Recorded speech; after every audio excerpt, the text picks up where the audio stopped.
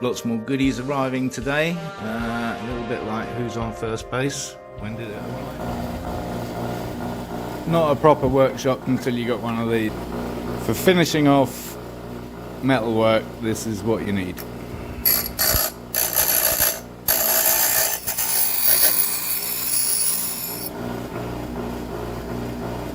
Starting to look pretty good. Okay, just working on the exhaust theory now, and I should probably get some of those nice digital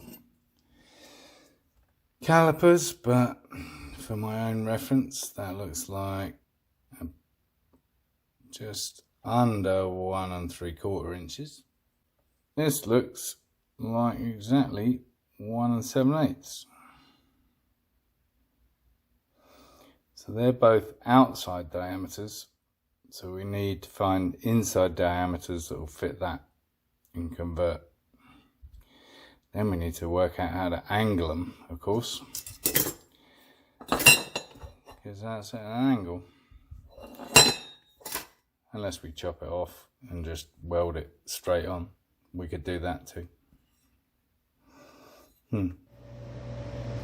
Looking at the exhaust again, I'm thinking lots of things.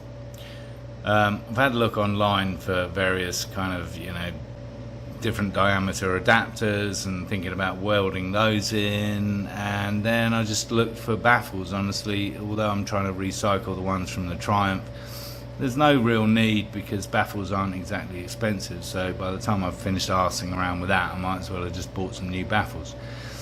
So then comes a point where I'd like to maybe slice these off at an angle at the top so that they look kind of cool.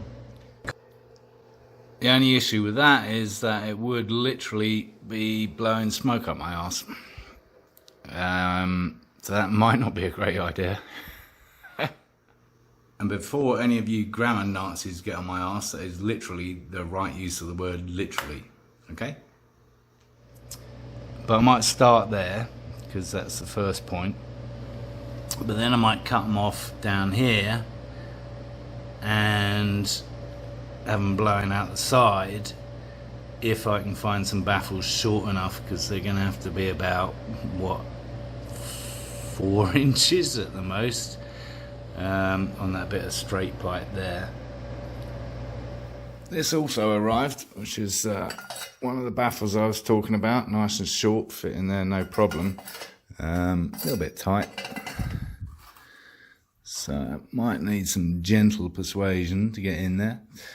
Not sure I want to do that at the moment. I might look at another option because I don't know how much that's going to quieten it down, to be honest. I'm relatively confident that these are going to do the trick, at least in terms of achieving the right level of silencing. We'll see. I've learnt another trick, which is wire wool around the baffles, so might try that. So at the moment I've just tapped them in gently, because if you remember, the pipes themselves are joined just with some springs, and the heat, I guess, helps seal all the little cracks. Who knows? So it'll be a while before we get to test them, but I'm going to leave them like that at the moment. And then if they work and I can get them further down the pipes, I might cut those off at a slant like this. And if not, I'm going to throw them in here, cut the pipe off here, and then throw them in that short section there, because they are short enough, and then they'll kick out the side here somewhere. Importantly, I don't want to ruin that beautiful sound that the Agusta has, and I'm sure it will sound different. And if you haven't heard it, here's a little sample of this very bike in action.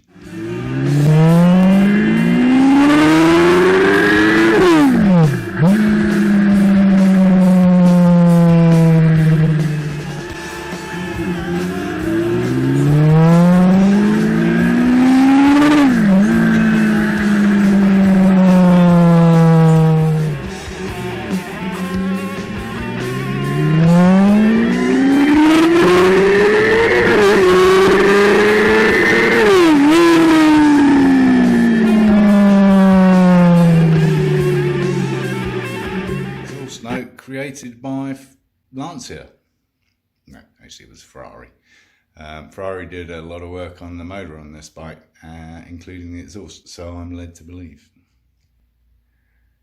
Anyway, I think we've exhausted that subject, if you'll excuse the pun, and if you won't, I don't care.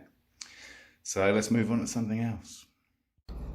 Back to our good friend the ECU, and I've finally found a mount for it. It was the same stuff that I used for the Speedo mount. It didn't work, but this time I think it's doing the job perfectly. It's just the right depth, and it fits in between those mounts on the side of the frame.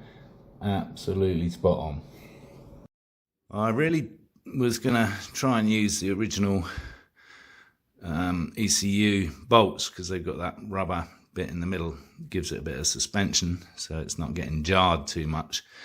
But I didn't want to screw through this. I wanted the bottom of that tray to remain intact with no bolts poking through it and everything else. So I found these. Anti-skid is always a good idea on a motorbike, but they've got the same amount of suspension, if you like, to hopefully reduce the jarring. I doubled them up so they're twice as thick, and I'm just going to find a way to strap it over the top. There's this lovely little lip down there.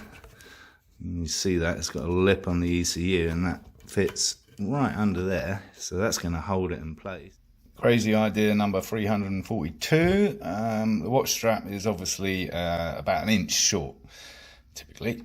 So I'm looking at other crazy ideas as to how I can make that work. I could obviously look for a longer watch strap, I guess. This happened to be off a fairly cheap and cheerful Russian style military watch with a dual time zone, which was very useful when I first moved here, but kind of got used to it now.